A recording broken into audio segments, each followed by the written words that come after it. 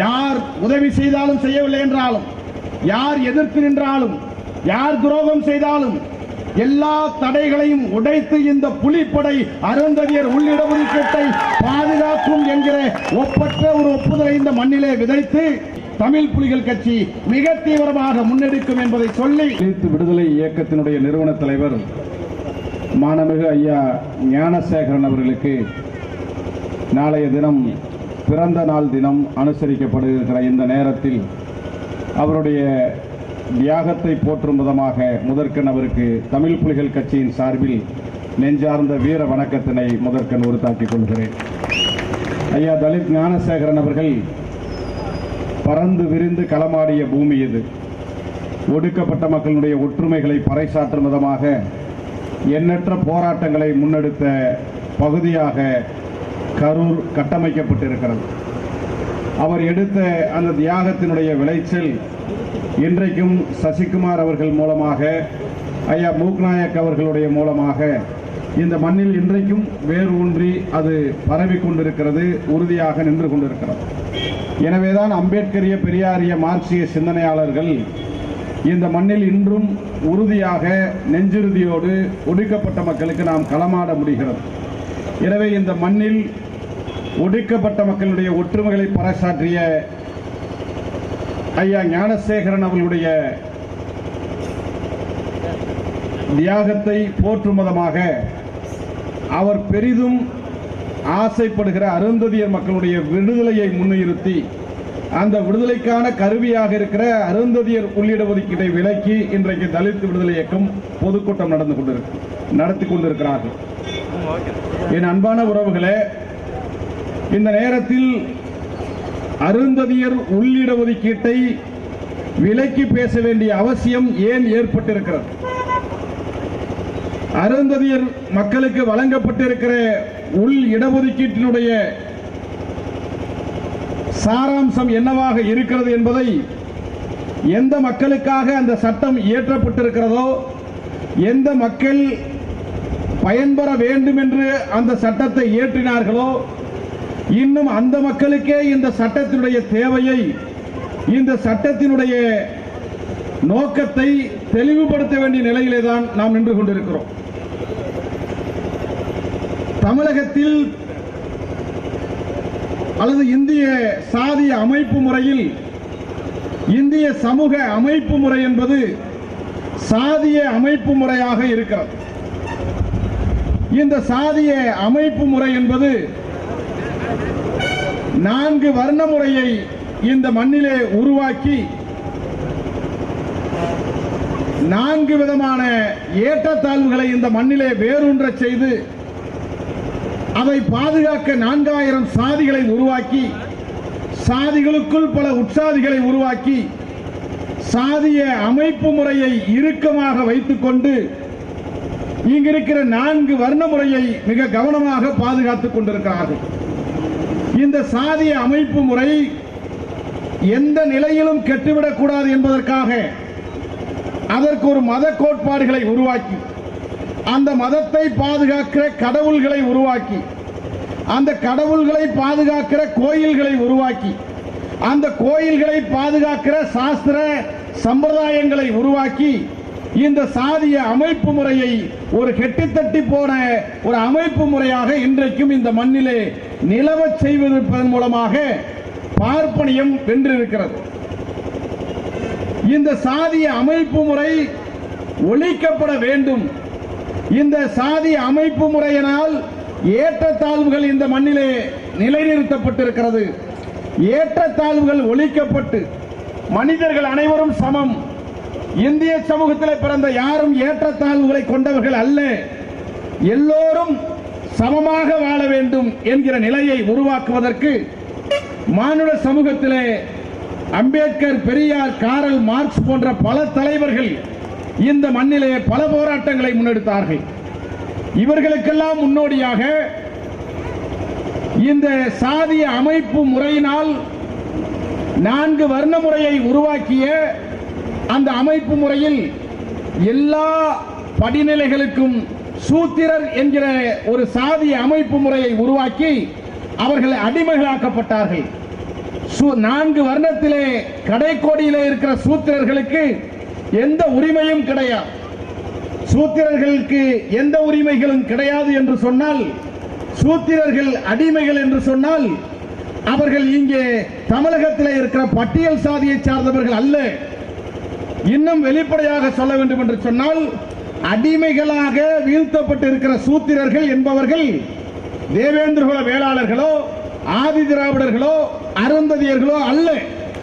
மாறாக நாங்கள் எல்லாம் ஆண்ட சாதியை சார்ந்தவர்கள், நாங்கள் எல்லாம் உயர்ந்த சாதியை சார்ந்தவர்கள் என்கிற மனப்பான்மை கொண்டிருக்கிற பிற்படுத்தப்பட்ட மிக பிற்படுத்தப்பட்ட சமுதாயத்தை தான் பார்ப்பனியம் சூத்திரர்கள் என்று அடிமைப்படுத்தப்பட்டு வைத்திருக்கிறார்கள் என்பதுதான் 4 வர்ண முறையினுடைய அடிப்படையாக இருக்கிறது.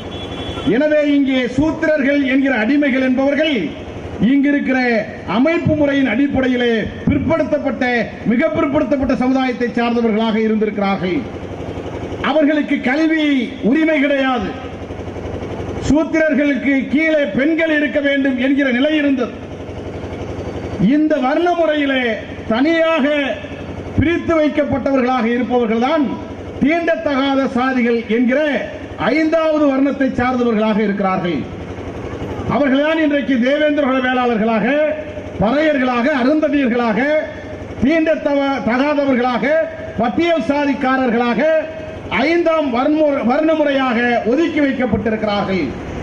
ஏன் இந்த 4 வர்ண முறையிலே இல்லாமல் 5வது வர்ண முறையாக தீண்டத்தகாத சாதிகளாக இங்கு இருக்கிற பட்டியல் சாதிகளை வைத்தார்கள் என்று சொன்னால், இந்த மண்ணிலே குறிப்பாக தமிழகத்திலே பட்டியல் சாதிகளாக இருக்கிற இந்த பிரிவிலே இருக்கிற சாதிகள் எல்லாம் இந்த 4 வர்ண முறை என்று அழைக்கப்படுகிற ஒருவனுக்கு கீழே ஒருவன் இருக்க வேண்டும், சூத்திரன் எல்லோருக்கும் அடிமையாக இருக்க வேண்டும் என்கிற இந்த வர்ண முறையை ஏற்க மறுத்து இந்த 4 வர்ண முறை என்று சொல்லுகிற இந்த பார்ப்பனியத்திற்கு எதிராக கடுமையாக போராடியதனால் இந்த 4 வர்ண முறையை விட்டு விலக்கி வைக்கப்பட்டவர்களாக இங்கு இருக்கிற பட்டியல் சாதியை சார்ந்தவர்கள் இருக்கிறார்கள்.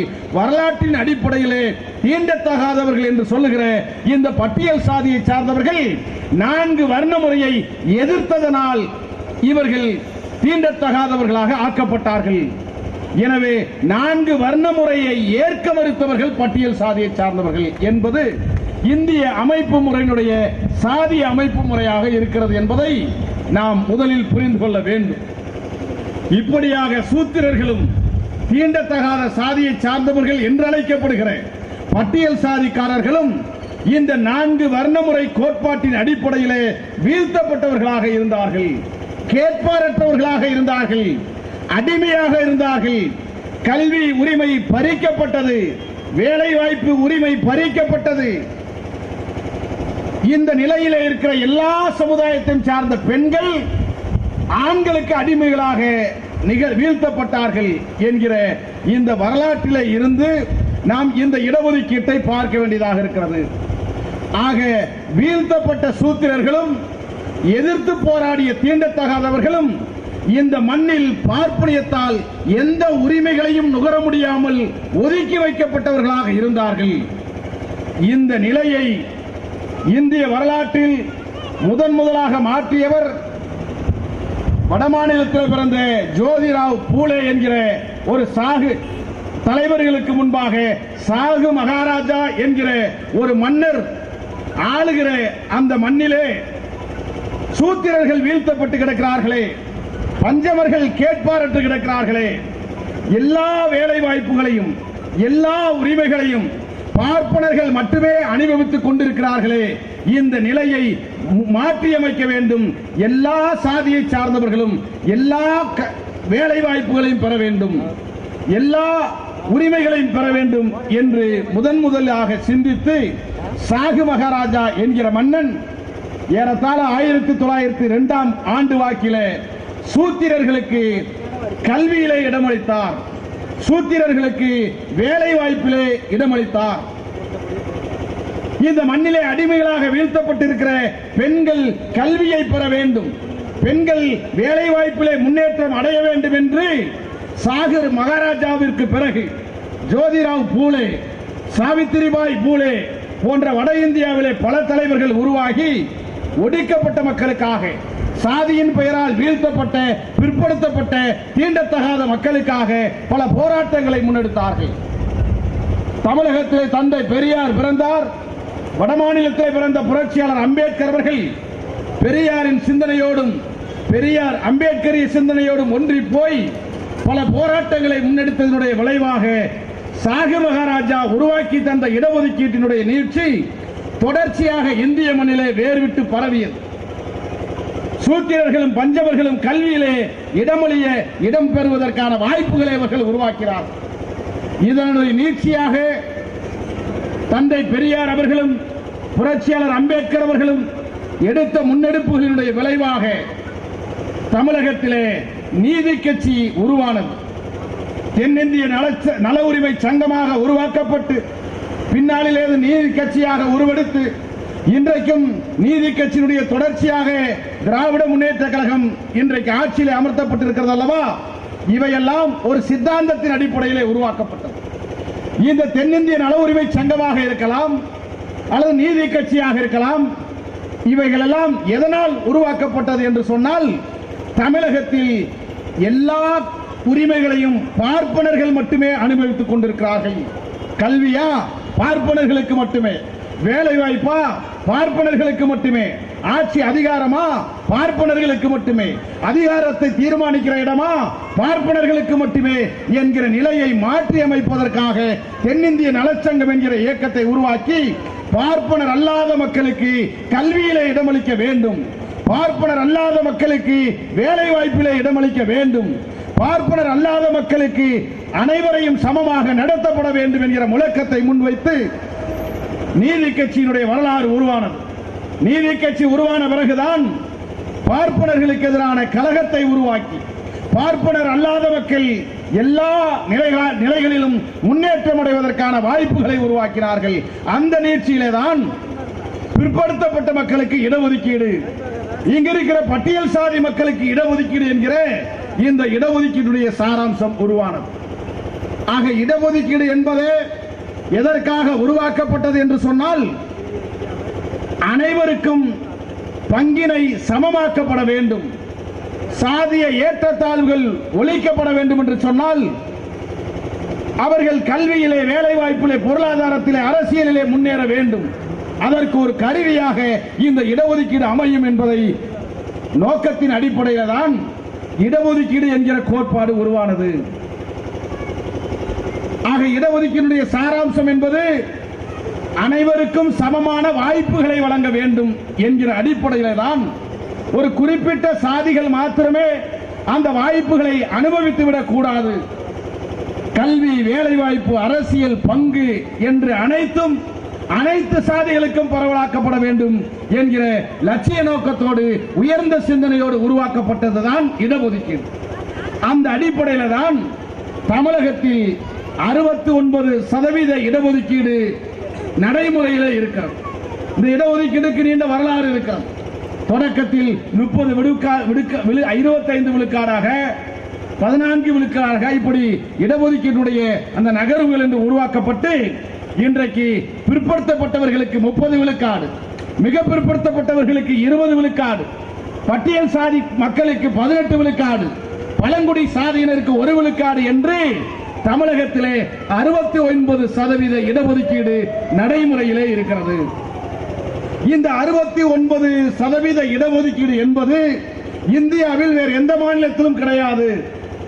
உச்சநீதிமன்றம் 50 விழுக்காட்டிற்கு மேலாக இடஒதுக்கீட்டை பயன்படுத்தக்கூடாது என்று சொன்ன பிறகும் தமிழ்நாட்டில் 69 விழுக்காடை நம்மால் நடைமுறைப்படுத்த முடிகிறது என்று சொன்னால், அதுதான் திராவிட இயக்கத்தினுடைய போராட்டம், நீதி கட்சியுடைய போராட்டம், தந்தை பெரியாருக்கு கிடைத்த வெற்றி என்பது இந்த இடஒதுக்கீட்டுடைய வரலாறாக இருக்கிறது. அப்படி உருவாக்கப்பட்ட அந்த 69 விழுக்காடு இடஒதுக்கீட்டிலே இன்றைக்கு பட்டியல் சாதிகளுக்கு வழங்கப்பட்டிருக்கிற 18 விழுக்காடு இடஒதுக்கீட்டிலே தான் அருந்ததியர் என்கிற ஒரு சமுதாயத்திற்கு உள்ளிடஒதுக்கீடு வேண்டும் என்கிற கோரிக்கை ஏறத்தாழ 30 ஆண்டு காலம், 40 ஆண்டு காலம் இந்த மண்ணிலே கோரிக்கையாக முன்னெடுக்கப்பட்டது. பட்டியல் சாதியில இருக்கிற அருந்ததியர் மக்களுக்கு உள்ளிட ஒதுக்கீடு வேண்டும் என்கிற கோரிக்கை ஏன் உருவானது என்று சொன்னால், பார்ப்பனர்களிடத்திலே பிற்படுத்தப்பட்டவர்களுக்கு இடஒதுக்கீடு வேண்டும் என்கிற கோரிக்கை எவ்வாறு உருவெடுத்ததோ, பிற்படுத்தப்பட்டவர்களிடத்திலே இருந்து மிக பிற்படுத்தப்பட்டவர்களுக்கு இடஒதுக்கீடு வேண்டும் என்கிற கோரிக்கை எவ்வாறு உருவெடுத்ததோ, அதை போலவே பட்டியல் சாதி மக்களிலே இருக்கிற 18 விழுக்காடு இடஒதுக்கீடிலே அருந்ததியருக்கு 6 விழுக்காடு உள்ளிட ஒதுக்கீடு வேண்டும் என்கிற கோரிக்கை ஏறத்தாழ 40 ஆண்டு காலம் உருவானது, முன்னெடுக்கப்பட்டது. ஏன் இந்த கோரிக்கை? தமிழகத்தில் 18% இடஒதுக்கீடு தாழ்த்தப்பட்ட சாதியை சார்ந்தவர்களுக்கு, பட்டியல் சாதி சார்ந்தவர்களுக்கு வழங்கப்பட்டிருக்கிறது. பட்டியல் சாதியிலே இருக்கக்கூடிய சாதிகள் இந்த 18 விழுக்காட்டு இடஒதுக்கீடின் அடிப்படையிலே கல்வியிலே, வேலை வாய்ப்பிலே பங்கு பெற முடியும் என்பது அந்த இடஒதுக்கீட்டுடைய நோக்கம். ஆனால் வழங்கப்பட்டிருக்கிற 18 விழுக்காட்டு இடஒதுக்கீட்டில் அந்த சமூகத்தில் இருக்கிற அருந்ததியர் சமுதாயம் அந்த இடஒதுக்கீட்டுடைய பலனை அடைய முடியவில்லை. அந்த சமூகத்தில் ஏற்கனவே கல்வி பெற்றிருக்கிற, அந்த சமூகத்தில் ஏற்கனவே அரசியல் விழிப்புணர்வை பெற்றிருக்கிற, ஏற்கனவே வேலை வாய்ப்பை பெற்றிருக்கிற இதர பட்டியல் சாதியை சார்ந்தவர்கள் இந்த இடஒதுக்கீட்டுடைய பலனை அருந்ததியர் மக்கள் அனுபவிக்க முடியாமல் தடுக்கக்கூடிய வாய்ப்பின் அடிப்படையிலே இவர்கள் இந்த இடஒதுக்கீட்டை நுகர முடியவில்லை. ஒரு அலுவலகத்தில் 100 பேரை வேலைக்கு தேர்வு செய்கிறார்கள் என்று சொன்னால் அதில் 18 பேர் பட்டியல் சாதிக்காரர்களாக இருக்க வேண்டும் என்பது இடஒதுக்கீட்டுடைய நோக்கம். 18 பேரிலே பட்டியல் சாதி யார்? இங்க இருக்கிற தேவேந்திர குல வேளாளர்கள், இங்க இருக்கிற பறையர் சமுதாயத்தை சார்ந்தவர்கள், இங்க இருக்கிற அருந்ததியர்கள், புதரை வண்ணார்கள், இந்த பட்டியலில் இருக்கிற குறவர்கள் என்று 5 வகைகளாக சுருக்கி பார்க்கக்கூடிய இந்த சமுதாயத்தை சார்ந்தவர்கள் எல்லாம் வேலை வாய்ப்பிலே இந்த 18 விழுக்காட்டின் அடிப்படையிலே இடஒதுக்கீட்டை எடுத்துக் கொள்ளலாம் என்று சட்டம் சொல்லுகிறது. ஆனால் அந்த 18 விழுக்காட்டிலே புதரை வண்ணாரால் இந்த இடஒதுக்கீட்டை நுகர முடியவில்லை. அந்த 18 விழுக்காட்டிலே குறவர் சமுதாயத்தை சார்ந்தவர்களால் இந்த இடஒதுக்கீட்டை நுகர முடியவில்லை. அந்த 18 விழுக்காட்டிலே சக்கிலியர் சமுதாயத்தை சார்ந்தவர்கள் இந்த இடஒதுக்கீட்டை நுகர முடியவில்லை. ஏன் நுகர முடியவில்லை என்றால், நான் ஏற்கனவே குறிப்பிட்டதைப் போல எல்லா நிலைகளிலும் மேம்பட்டு நிற்கிற இதர பட்டியல் சாதிக்காரர்களோடு போட்டி போட முடியவில்லை என்பதுதான் நிதர்சனமான உண்மை. எனவேதான் போட்டி போட முடியாத எங்களுக்கு இடஒதுக்கீட்டை பிரித்து தாருங்கள், எங்களுக்கான இடஒதுக்கீட்டை உள்ளிட ஒதுக்கீடாக தனியாக தாரை வார்த்து தாருங்கள் என்கிற கோரிக்கை உருவானது. இந்த கோரிக்கை முழுக்க முழுக்க அம்பேத்கருடைய பார்வையிலே, பெரியாரினுடைய பார்வையிலே 100 விழுக்காடு நியாயமான கோரிக்கை.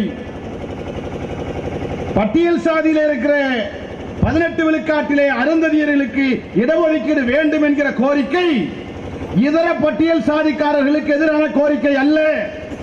தன்னுடைய பங்கை அனுபவிக்க எனக்கான வாய்ப்பை தாருங்கள், என்னுடைய இயலாத நிலையை நீங்கள் கணக்கில் எடுத்துக்கொண்டு எனக்காக தனியாக பிரித்து தாருங்கள் என்று நியாயமாக வைக்கிற கோரிக்கை. இந்த கோரிக்கையிலே 100 விழுக்காடு நியாயம் இருக்கிறது. நம்முடைய குடும்பத்திலே 3 பிள்ளைகள் 4 பிள்ளைகள் இருக்கிறார்கள் என்று வைத்துக் கொண்டால் 4 குழந்தைகளும் நம்முடைய குழந்தைகள் தான், மாற்று கருத்தில்லை. ஆனால் 4 குழந்தைகளும் நம்முடைய குழந்தையாக இருந்தாலும் 4 ஒரு குழந்தை ஊனமாக பிறந்து விட்டது என்று வைத்துக் கொள்ளுங்கள், அல்லது ஒரு குழந்தை நோய்வாய்ப்பட்டு இருக்கிறது என்று வைத்துக் கொள்ளுங்கள். 4 குழந்தைகளும் நம்முடைய குழந்தைகள் என்றாலும் கூட நோய்வாய்ப்பட்டு கிடக்கிற குழந்தைக்கு நாம் முன்னுரிமை வழங்குவதில்லையா? ஊனமாக இருக்கிற குழந்தைக்கு நாம் முன்னுரிமை தருவதில்லையா? அதை போலத்தான் கல்வியிலே, வேலை வாய்ப்பிலே, அரசியலிலே ஊனமாக இருக்கிற இந்த அருந்ததியர் மக்களுக்கு, கல்வியிலே, வேலை வாய்ப்பிலே, அரசியலிலே நோய்வாய்ப்பட்டு கிடக்கிற இந்த அருந்ததியர் மக்களுக்கு அவர்களுடைய நலனை கருதி இடஒதுக்கீட்டை தனியாக உள்ளிட ஒதுக்கீடாக தாருங்கள் என்கிற கோரிக்கை நியாயமானது. எப்படி நம்முடைய குழந்தைக்கு நாம் முன்னுரிமை தருகிறோமோ அதை போலவே பட்டியல் சாதியிலே மிகவும் பின்தங்கி இருக்கிற அருந்ததியர் மக்களுக்கு இடஒதுக்கீட்டை முன்னுரிமை அடிப்படையிலே வழங்குவது நியாயம் என்கிற கோரிக்கை ஏறத்தாழ 40 ஆண்டு காலம் அருந்ததியர் மக்களுடைய பிரதிநிதிகளாக இருக்கிற பல தலைவர்கள், இந்த மேடையில் இருக்கிற இந்த தலித் விடுதலை இயக்கத்துடைய நிறுவன தலைவர் ஐயா ஞானசேகரன் அவர்கள் உள்ளிட்ட எத்தனையோ தலைவர்கள் 80களில் இருந்து இந்த இடஒதுக்கீட்டு கோரிக்கை, உள்ளிடஒதுக்கீட்டு கோரிக்கை எழுச்சி பெற்றது. இந்த இடஒதுக்கீட்டுடைய கோரிக்கை இங்கு இருக்கிற அம்பேத்கரிஸ்டுகளால், இங்கு இருக்கிற பெரியாரிஸ்டுகளால், இங்கு இருக்கிற மார்க்சிஸ்டுகளால் ஏற்கப்பட்டு அருந்ததியர் இயக்கங்களோடு, அருந்ததியர் மக்களோடு களம் கோர்த்து பல போராட்டங்களை முன்னெடுத்ததனுடைய விளைவாக கடந்த 2009ஆம் ஆண்டு அன்றைக்கு இருந்த திராவிட முன்னேற்ற கழக தலைமையிலான அரசு, கலைஞர் அவர்கள் தலைமையிலான அரசு 2009ஆம் ஆண்டு அருந்ததியர் மக்களுடைய கோரிக்கை நியாயமானது, அவர்களுக்கு உள்ளிட ஒதுக்கீடு தருவதற்கான எண்ணற்ற காரணங்கள் இருக்கிறது என்கிற அந்த புரிதலின் அடிப்படையில், இந்த மக்களுடைய உணர்வுகளை ஏற்றுக்கொண்டதன் அடிப்படையில் டாக்டர் கலைஞர் அவர்களுடைய தலைமையிலான திமுக அரசு 2009ஆம் ஆண்டு அருந்ததியர்களுக்கு 3 விழுக்காடு உள் இடஒதுக்கீடு வழங்கியது. அது சட்டமாக்கப்பட்டது. போகிற போக்கில் அந்த இடஒதுக்கீட்டை அவர்கள் தரவில்லை. அந்த இடஒதுக்கீட்டை தருவதற்கு முன்பாக அருந்ததியர்கள் பட்டியல் சாதி மக்களோடு கல்வியில், வேலை வாய்ப்பில் எந்த அளவிற்கு பின்தங்கி இருக்கிறார்கள், அவர்கள் இந்த 18 விழுக்காட்டை எந்த அளவிற்கு நுகர்ந்திருக்கிறார்கள், வேலை வாய்ப்புகளிலே ABCD என்கிற 4 பிரிவுகள் இருக்கிறது.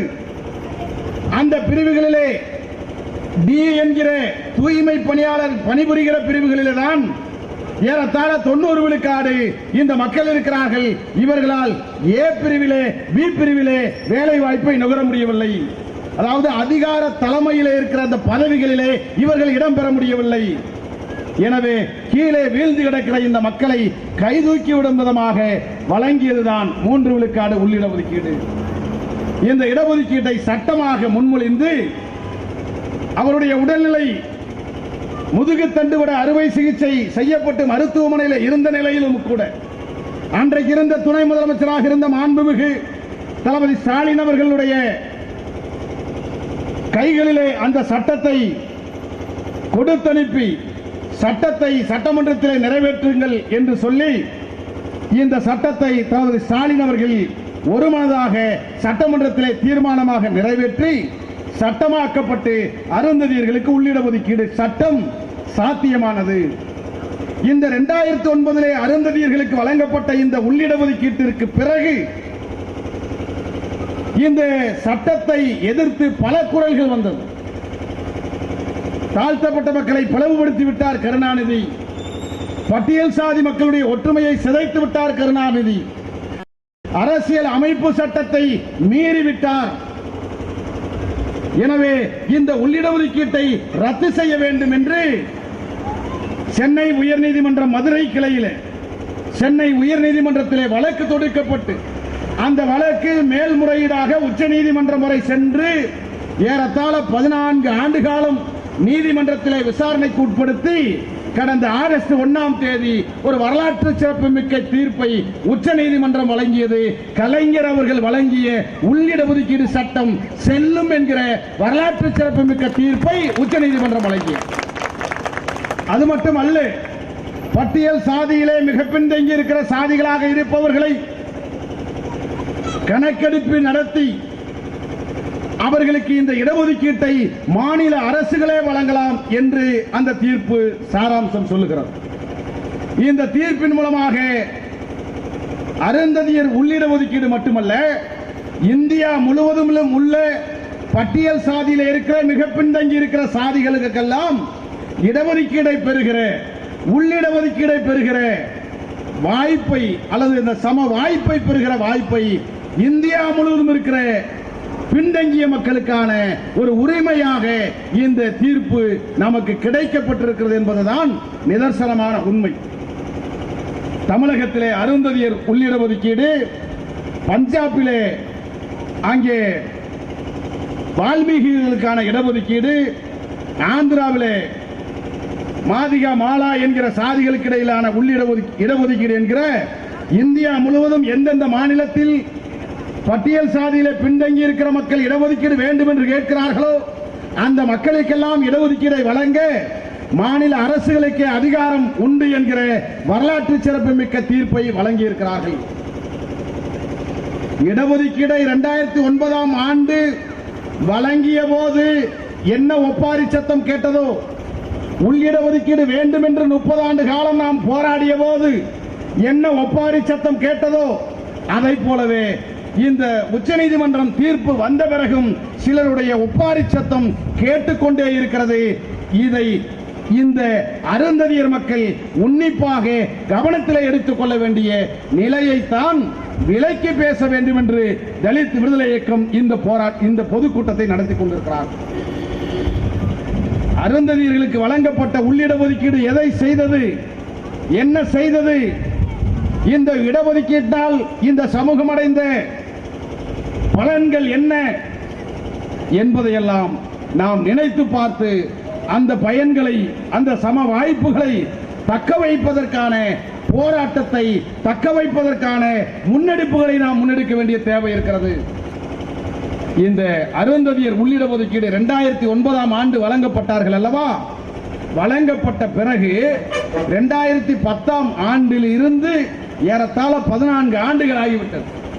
14 ஆண்டுகள் ஆன இந்த இடைப்பட்ட காலத்தில் கலைஞர் தந்த இடஒதுக்கீடு, ஸ்டாலின் அவர்கள் பாதுகாத்து தந்த இடஒதுக்கீடு, மார்க்சிஸ்ட் கம்யூனிஸ்ட் கட்சி பெற்று தந்த இடஒதுக்கீடு, இங்க இருக்கிற இடதுசாரிகளால் பெற்று தந்த இடஒதுக்கீடு எதை சாதித்தது என்று சொன்னால், 2009க்கு முன்பாக நம்முடைய பிள்ளைகள், நம்முடைய குழந்தைகள் கல்வி உரிமையை பெற்று ஒரு மருத்துவர்களாக, ஒரு இன்ஜினியர்களாக, ஒரு வழக்கறிஞராக நாம் நம்முடைய பிள்ளைகளை வளர்க்க வேண்டும் என்று நாம் ஆசைப்பட்டிருப்போம். நம்முடைய பிள்ளைகள் எல்லாம் டாக்டர் ஆக மாட்டாங்களா, நம்ம பிள்ளைகள் எல்லாம் கலெக்டர் ஆக மாட்டாங்களா, நம்ம பிள்ளைகள் எல்லாம் என்ஜினியர் ஆக மாட்டாங்களா, எத்தனை வருஷத்துக்கு நாம இந்த மலத்தை அள்ளி இந்த இழிவான தொழிலிலே நாம் ஈடுபட போகிறோம், எத்தனை ஆண்டு காலம் ஏழை கூலிகளாக இருக்க போகிறோம், எத்தனை ஆண்டு காலம் விவசாய கொத்தடிமைகளாக இருக்க போகிறோம், எத்தனை ஆண்டு காலம் விவசாய கூலிகளாக இருக்க போகிறோம், எத்தனை ஆண்டு காலம் செருப்பை தைத்துக் கொண்டு ஓடாய் தேய போகிறோம். நம்முடைய தலைமுறையிலே நாம் செருப்பு தைத்தது போதும், நம்முடைய தலைமுறையிலே நாம் மலமல்லியது போதும், நம்முடைய தலைமுறையிலே கூலிகளாக இருந்தது போதும். நம்முடைய பிள்ளைகளாவது ஒரு டாக்டராக வேண்டாமா, இன்ஜினியராக வேண்டாமா, கலெக்டராக வேண்டாமா, வக்கீலாக வேண்டாமா என்று நாம் கனவு கொண்டு இருந்தோம் அல்லவா? அந்த கனவு இந்த இடஒதுக்கீடு வருவதற்கு முன்பாக நடக்கவில்லை. அங்கொன்றும் இங்கொன்றுமாக நடந்திருக்கலாம், ஆனால் நாம் எதிர்பார்த்ததை போல நடக்கவில்லை. 2009 ஆண்டு இந்த இடஒதுக்கீடு தந்த பிறகு 2010 ஆண்டு ஒரு கணக்கிற்காக, ஒரு வாதத்திற்காக மருத்துவக் கல்லூரியிலே டாக்டர்களுக்கு படிக்க போகிற மாணவர்கள் பட்டியல் வெளியே வந்திருக்கிறது. 2009 இடஒதுக்கீடு தருவதற்கு முன்பாக ஆண்டிற்கு 600 மருத்துவர்கள் போகிறார்கள் என்று வைத்துக் கொள்ளுங்கள்.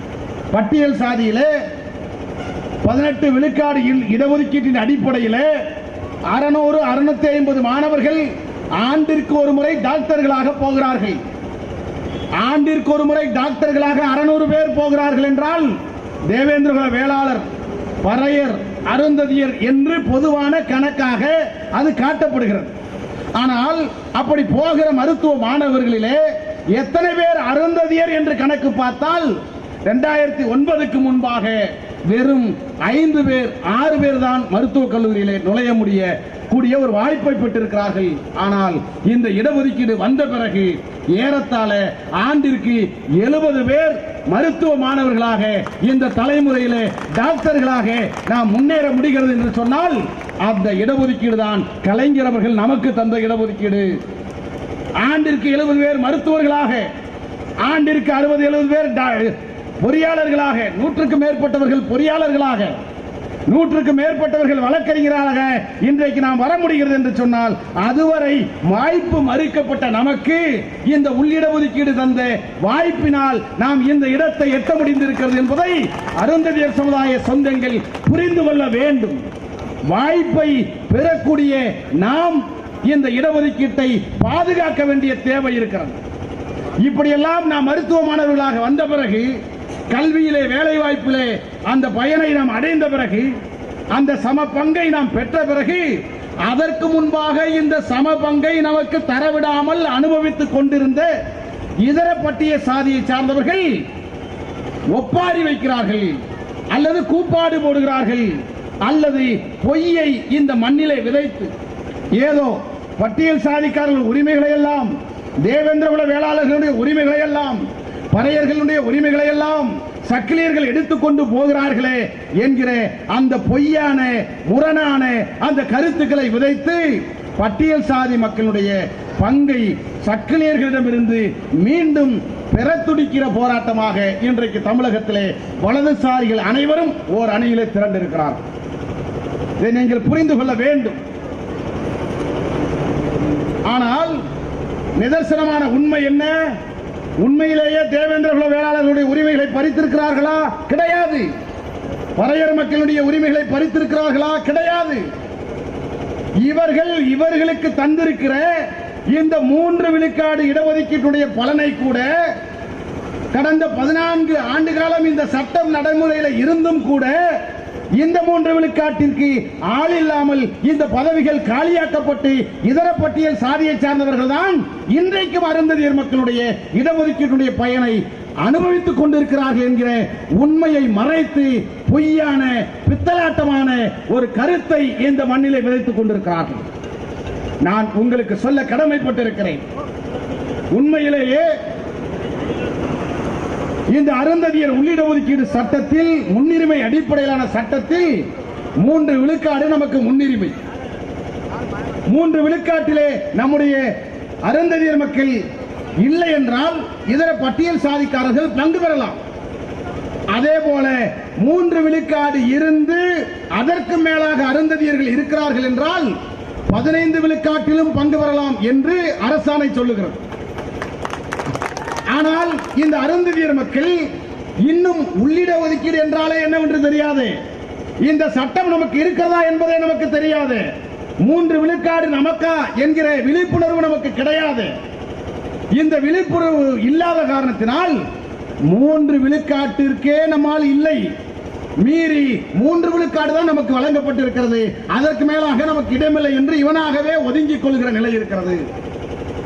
ஆனால் உண்மை இவ்வாறு இருக்க, இதர பட்டியல் சமுதாயத்தை சார்ந்தவர்கள் 15லும் இடம்பெறுகிறார்கள், பொது பிரிவிலும் இவர்கள் வருகிறார்கள் என்கிற ஒரு பொய்யான கருத்தை இந்த மக்கள் மத்தியிலே விதைத்து வருகிறார்கள்.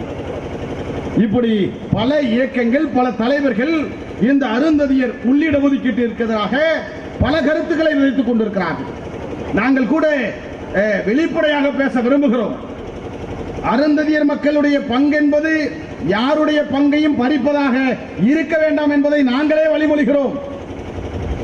இன்னும் சொல்ல வேண்டும் என்று சொன்னால் 2009 ஆண்டுக்கு பிறகு இந்த 14 ஆண்டுகளிலே அருந்ததியர்கள் 3 விழுக்காட்டு இடஒதுக்கீட்டை அனுபவித்திருக்கிறார்களா இல்லையா, அதற்கு மேலே 15 பிரிவிலே இடம்பெற்றிருக்கிறார்களா இல்லையா என்பதை ஒரு கணக்கெடுப்பு நடத்துங்கள், ஒரு அரசாணை உருவாக்குங்கள். அதே போல 3 விழுக்காடில் இல்லாத அருந்ததியர்களுடைய இடத்தை எத்தனை பட்டியல் சாதிக்காரர்கள் அனுபவித்துக் கொண்டிருக்கிறார்கள் என்கிற அந்த புள்ளி விவரங்களையும் நீங்கள் எடுங்கள். அதான் நாங்கள் வெள்ளை அறிக்கைன்னு சொல்றோம். இந்த சட்டம் வந்த பிறகு ஒரு வெள்ளை அறிக்கை விடுங்க. அந்த வெள்ளை அறிக்கையில உண்மையிலேயே எந்த மக்கள் எத்தனை விழுக்காட்டுடைய பயனை அடைந்திருக்கிறார்கள் என்பதை நாம் வெள்ளை அறிக்கையாக வெளியிட்ட பிறகு அந்த வெள்ளை அறிக்கையின் அடிப்படையில் நாம் ஒரு முடிவுக்கு வருவோம். இந்த வெள்ளை அறிக்கையை கேட்க யாராவது தயாராக இருக்கிறார்களா? அப்படியெல்லாம் இல்லாமல் ஏதோ அருந்ததியர்கள் நம்முடைய இடஒதுக்கீட்டை பறித்து விட்டார்கள் என்கிற இந்த பொய்யான பரப்புரைகளை பல தலைவர்கள் இங்கே முன்னெடுக்கிறார். தோழர்களே, அருந்ததியர் மக்களுக்கு விடுக்கப்பட்டிருக்கிற சவால் மிக முக்கியமானது என்பதை விட மிக நெருக்கடியானது. எப்படி கழுகுகள் தன்னுடைய இரையை கொத்தி பிடுங்கி தின்கிறதோ அதை போல இந்த இடஒதுக்கீட்டை நம்மிடமிருந்து பறிப்பதற்கு பல கழுகுகள் காத்திருக்கிறார்கள். நான் ஏன் இதை இப்படி குறிப்பிடுகிறேன் என்று சொன்னால், இந்த இடஒதுக்கீடு என்பது சமத்துவத்தை உருவாக்குவதற்காக, சமூக நீதியை உருவாக்குவதற்காக உருவாக்கப்பட்டது. அந்த சமூக நீதியை கை வைக்க, அந்த சமத்துவ நிலைப்பாட்டில் கை வைக்க எந்த பருந்துகளுக்கும் எந்த கழுகுகளுக்கும் இடமளித்து விடக்கூடாது என்பதற்காக இதை நான் சுட்டிக்காட்ட விரும்புகிறேன். எத்தனை இந்த அருந்ததியர் உள்ளிடஒதுக்கீட்டிற்கு எதிராக எத்தனை பரப்புரைகள், எத்தனை இயக்கங்கள், எத்தனை முன்னெடுப்புகள், இவற்றையெல்லாம் நாம் அடையாளம் கண்டு இந்த மக்களுடைய வாழ்வியலை தீர்மானிக்கிற, இந்த மக்களுடைய எதிர்கால தலைமுறையை தீர்மானிக்க அடிப்படையாக இருக்கிற இந்த அருந்ததியர் உள்ளிடஒதுக்கீட்டை பாதுகாப்பது அருந்ததியர் மக்களுடைய கடமை என்பதையும் தாண்டி ஒவ்வொரு சமூக நீதி காவலர்களுடைய கடமை என்பதை இந்த மண்ணிலே நாம் எடுத்துச் சொல்ல கடமைப்பட்டிருக்கிறோம்.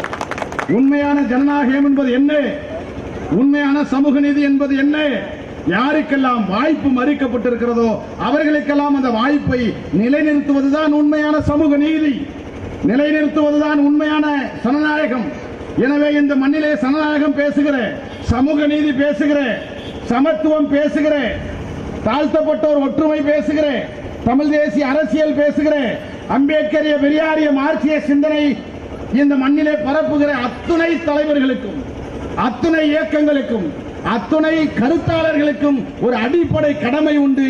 அந்த கடமைதான் அருந்ததியர் உள்ளிடஒதுக்கீட்டை பாதுகாக்க வேண்டும் என்கிற கடமை நமக்கு இருக்கிறது.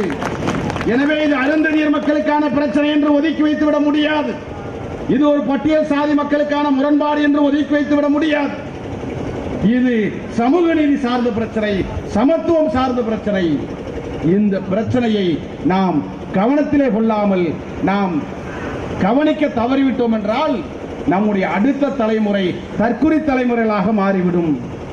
எனவேதான் இந்த பொறுப்பை தமிழ் புலிகள் தன்னுடைய தோல் மீதும் மார்பீதும் போட்டுக்கொண்டு இந்த இடஒதுக்கீட்டை பாதுகாக்கிற களத்தில் எல்லா நிலைகளிலும் சமூக நீதியை பாதுகாக்கிற அந்த யுத்தத்தில் எங்களை அர்ப்பணித்துக் கொண்டிருக்கிறோம் என்பதை இந்த மக்களுக்கு மட்டுமல்ல சமூக நீதி காவலர்களுக்கு நான் இங்கே பதிவு செய்ய விரும்புகிறேன்.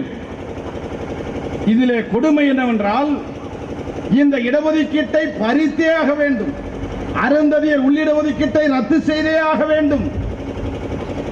இது அம்பேத்கருக்கு எதிரானது. இது பட்டியல் சாதி மக்களுடைய ஒற்றுமையை சிதைக்கக்கூடியது. இது இந்தியாவினுடைய அரசியல் அமைப்பு சட்டத்திற்கு எதிரானது என்றெல்லாம் போகாத ஊர்களுக்கு பாதை காட்டுகிற பல இயக்க தலைவர்கள் இந்த மண்ணிலே நுட்பமாக இந்த இடஒதுக்கீட்டை பறிக்கக்கூடிய களத்தை கட்டியமைத்துக் கொண்டிருக்கிறார்கள் என்பதை நாம் கவனிக்க தவறுகிறோம் என்றால் நாம் இந்த இடஒதுக்கீட்டை பாதுகாக்க முடியாது. நான் நேரத்தின் அருமை கருதி ஒன்றை சொல்ல விரும்புகிறேன். பல கருத்துக்கள் இந்த உள்ளிடஒதுக்கீட்டிற்கு எதிராக பதியப்பட்டிருக்கிறது. என்னுடைய ஆசான், எங்களை வழிநடத்துகிற புரட்சியாளர் அம்பேத்கரை நீங்கள் கோடிட்டு காட்டுவதனால் அம்பேத்கர் மொழியிலே சொல்கிறேன், அம்பேத்கருடைய கருத்துக்களுக்கு எதிராக அல்லது அம்பேத்கரை துணைக்கு இழுத்துக் கொண்டு இது அம்பேத்கர் கொண்டு வந்த அரசியல் அமைப்பு சட்டத்திற்கு எதிரானது. எனவே அம்பேத்கருடைய பார்வையிலே இந்த இடஒதுக்கீட்டை ரத்து செய்ய வேண்டும் என்றெல்லாம் இன்றைக்கு கொக்கரித்துக் கொண்டிருக்கிறார்கள். நான் கேட்க விரும்புவதெல்லாம், அம்பேத்கர் கொண்டு வந்த அரசியல் அமைப்பு சட்டம் பட்டியல் சாதி மக்களிலே பின்தங்கி இருக்கிற மக்களுக்கு உள்ளிடஒதுக்கீடு தரக்கூடாது என்று சொல்லி இருக்கிறதா? எந்த சட்டப்பிரிவிலே சொல்லப்பட்டிருக்கிறது? விவாதிக்க தயாரா? அம்பேத்கரை அறியாதவர்களா நாங்கள்? சட்டத்தை அறியாதவர்களா நாங்கள்? எங்கள் அப்பன், தாத்தன், பாட்டன், பூட்டன் உங்களிடத்தில் ஏமாளிகளாக இருந்திருக்கலாம். இது புலிகளுடைய தலைமுறை, அம்பேத்கரை அறிந்த தலைமுறை, அரசியல் அமைப்பு சட்டத்தை அறிந்த தலைமுறை. எங்களிடத்திலே மாயாஜால வித்தைகளை யாரும் காட்டிவிட வேண்டாம். எங்கள் தலைமுறை அறிவு தலைமுறை என்பதை இந்த இடத்திலே நான் பதிவு செய்ய விரும்புகிறேன். அம்பேத்கர் உள்ளிடஒதுக்கீடு தரக்கூடாது என்று எந்த சட்டத்திலே சொன்னார்? நீங்கள் சொல்லுகிறீர்களே அரசியல் அமைப்பு சட்ட பிரிவு 341 பட்டியல் சாதி மக்களுக்கு அல்லது பட்டியல் சாதி மக்களை சேர்ப்பதற்கோ நீக்குவதற்கோ இடமில்லை, அந்த சட்டத்தை மீறி அருந்ததியர்களுக்கு உள்ளிட ஒதுக்கீடு வழங்கியிருக்கிறார்கள் என்று நீங்கள் சட்டப்பிரிவை காட்டுகிறீர்களே. உங்களுக்கு நான் ஒன்றை சொல்லுகிறேன். அந்த அரசியல் அமைப்பு சட்ட பிரிவு 341 என்கிற பிரிவு பட்டியல் சாதியில் இருக்கிற பின்தங்கி இருக்கிற மக்களுக்கு உள்ளிட ஒதுக்கீடு வழங்கக்கூடாது என்று சொல்லி இருக்கிறதா? இடஒதுக்கீடு வழங்கக்கூடாது என்று சொல்லி இருக்கிறதா? இடஒதுக்கீட்டுடைய வரலாறு தெரியுமா? 1947 விடுதலை பெற்ற பிறகு 50களுக்கு பிறகு அரசியல் அமைப்பு சட்டம் ஏற்கப்பட்டு முதல் திருத்தம் அரசியல் அமைப்பு சட்டத்திலே உருவான வரலாறு தெரியாதவர்களிடத்திலே நீங்கள் போய் சொல்லுங்கள். இந்தியாவினுடைய அரசியல் அமைப்பு சட்டம் தந்தை பெரியார் அவர்களுடைய போராட்டத்திற்கு பிறகு புரட்சியாளர் அம்பேத்கர் அவர்களே முன்மொழிந்து திருத்திய முதல் சட்டப்பிரிவே 15(4), 16(4) என்கிற அந்த பிரிவு என்பது முதல் அரசியல் சட்டத்திலே திருத்தப்பட்ட பிரிவு. அந்த பிரிவு என்ன சொல்லுகிறது? பிற்படுத்தப்பட்ட சாதியிலே பின்தங்கியவர்களுக்கு இடஒதுக்கீடு வழங்கலாம், பட்டியல் சாதி மக்களிலே பின்தங்கி இருக்கிறவர்களுக்கு இடஒதுக்கீடு வழங்கலாம் என்று இந்த பிரிவை உருவாக்கியவர்கள் அம்பேத்கரும் பெரியார். இன்றைக்கு இந்த 341 பிரிவு பட்டியல் சாதியில் இருக்கிற மக்களை சேர்ப்பதற்கோ நீக்குவதற்கோ மத்திய அரசுக்கு தான் அதிகாரம் உண்டு, மாநில அரசுக்கு அதிகாரம் இல்லை என்று அந்த பிரிவு சொல்லப்பட்டிருக்கிறது. ஆனால் உச்சநீதிமன்றம் என்ன சொல்லி இருக்கிறது? மாநில அரசுகள் இடஒதுக்கீடை பகிர்ந்து கொள்ளலாம் என்றுதான் தீர்ப்பை வழங்கி இருக்கிறது. ஒருபோதும் பட்டியல் சாதியில் இருக்கிற ஒரு சாதியை நீக்கவோ ஒரு சாதியை சேர்க்கவோ மாநில அரசுக்கான உரிமையை உச்சநீதிமன்றம் வழங்கவில்லை. உச்சநீதிமன்றம் தெளிவாக மாநில அரசுகள் இடஒதுக்கீட்டை மட்டும் பகிர்ந்து கொள்ளலாம் என்றுதான் தீர்ப்பு வழங்கியிருக்கிறது. இப்பொழுது தமிழகத்திலே நம்முடைய திராவிட முன்னேற்ற கழக தலைமையிலான ஆட்சி இருக்கிறது என்று சொன்னால் தமிழக அரசுக்கு இந்த தீர்ப்பு என்ன சொல்கிறது?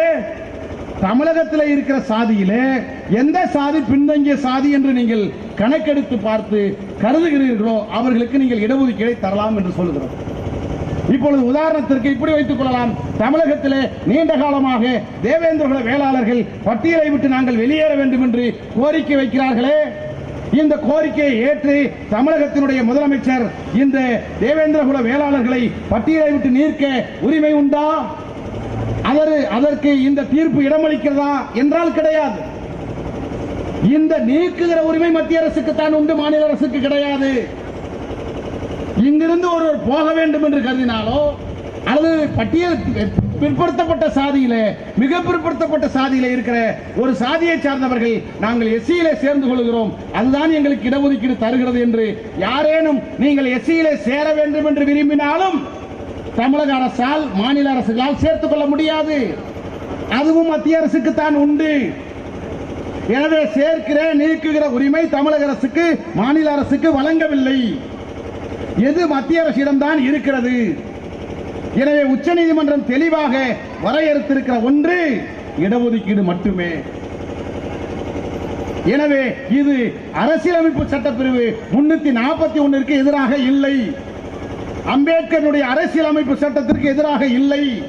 மாறாக அம்பேத்கரே இந்த சட்டத்தை உருவாக்குகிற போது ஏறத்தாழ இந்த உள்ளிட ஒதுக்கீடு கோரிக்கை எழவில்லை.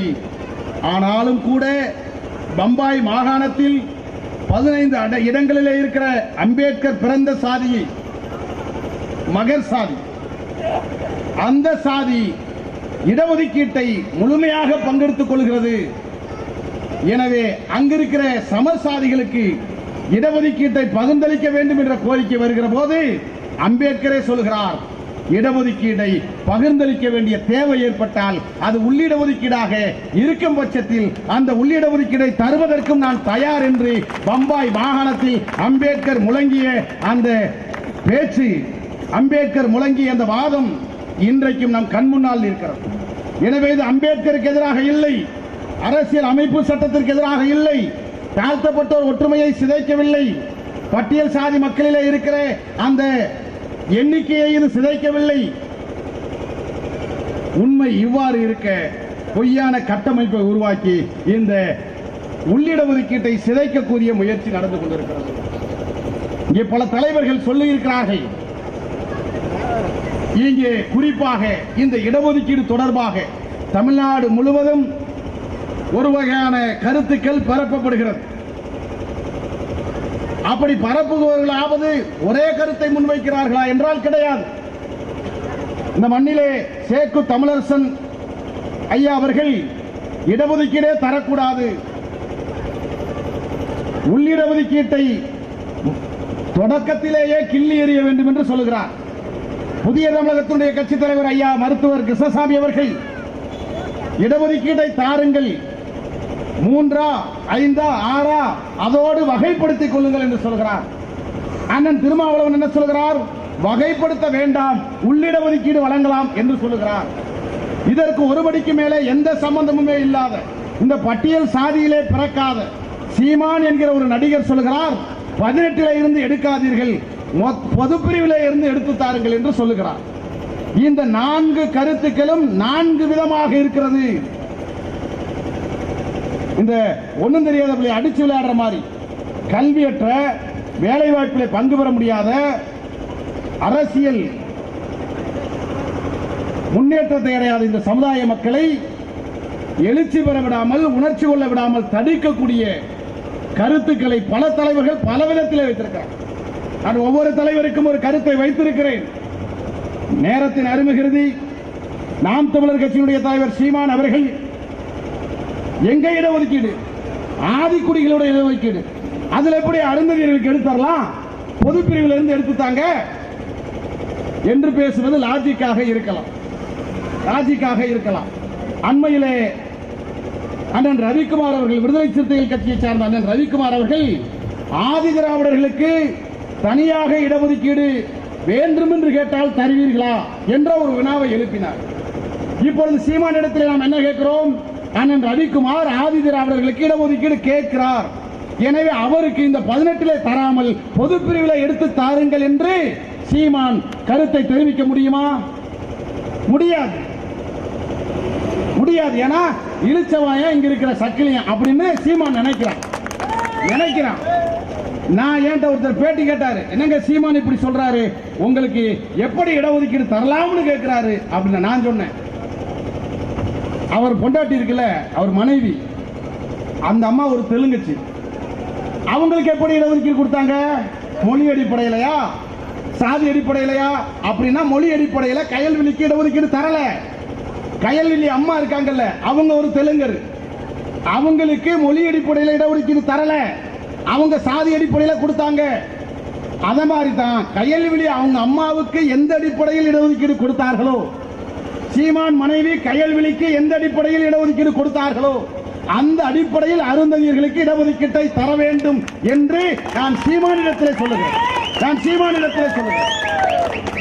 என்ன சொல்ல வர்றாருன்னா, அருந்ததியர்கள் தமிழர்கள் அல்ல, தமிழர்கள் பங்கை ஏன் எடுத்துக் கொடுக்கிறீர்கள் என்று இந்த பட்டியல் சாதியில் இருக்கிற ஆதி திராவிடர்கள் மக்களிடத்தில் இருந்து, தேவேந்திர குல மக்களிடத்தில் இருந்து அருந்ததியர்களை அப்புறப்படுத்தி அரசியல் குளிர்காய பார்க்கிறார் சீமான்.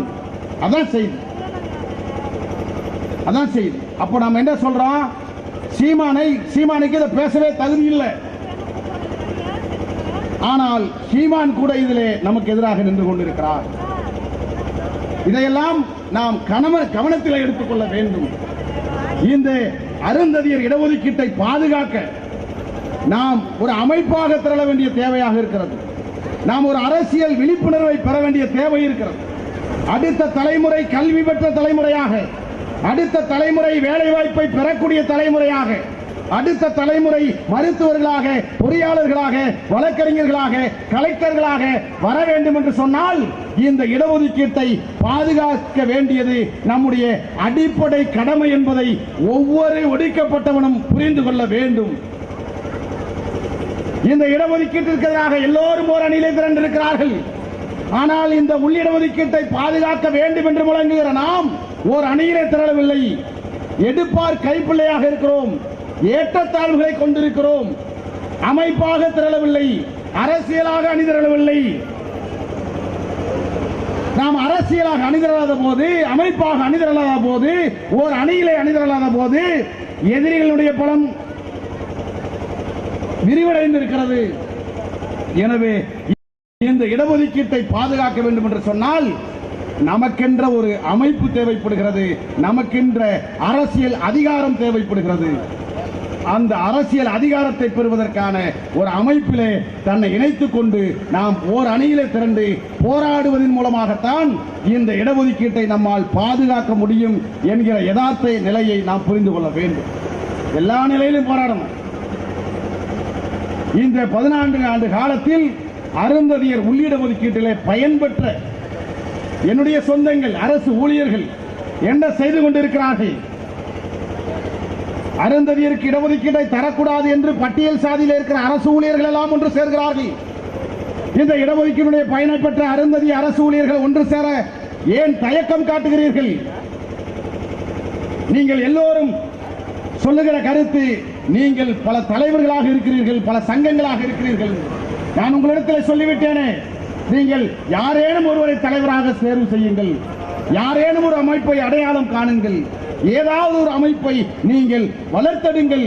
அது ஒன்றுதான் அருந்ததியர் இடஒதுக்கீட்டை மட்டுமல்ல, அருந்ததியர் சமுதாய தலைமுறையையே பாதுகாப்பதற்கு நமக்கு ஒரு அமைப்பு தேவைப்படுகிறது. யார் உதவி செய்தாலும் செய்யவில்லை என்றாலும், யார் எதிர்த்து நின்றாலும், யார் துரோகம் செய்தாலும் எல்லா தடைகளையும் உடைத்து இந்த புலிப்படை அருந்ததியர் உள்ளிடஒதுக்கீட்டை பாதுகாக்கும் என்கிற ஒப்பற்ற ஒரு ஒப்புதலை இந்த மண்ணிலே விதைத்து அதற்கான களப்பணியை தமிழ் புலிகள் கட்சி மிக தீவிரமாக முன்னெடுக்கும் என்பதை சொல்லி, இந்த வாய்ப்பினை தந்த தலித் விடுதலை இயக்கத்தை சார்ந்த பொதுச் செயலாளர் அண்ணன் சசிகுமார் அவர்களுக்கும், தலித் விடுதலை இயக்கத்தை சார்ந்த அனைத்து மட்ட பொறுப்பாளர்களுக்கும் நான் சார்ந்திருக்கிற தமிழ் புலிகள் கட்சியின் சார்பிலே மீண்டும் ஒரு முறை நெஞ்சார்ந்த நன்றி சொல்லி இந்த பொதுக்கூட்டத்தை நிறைவு செய்கிறேன். நன்றி.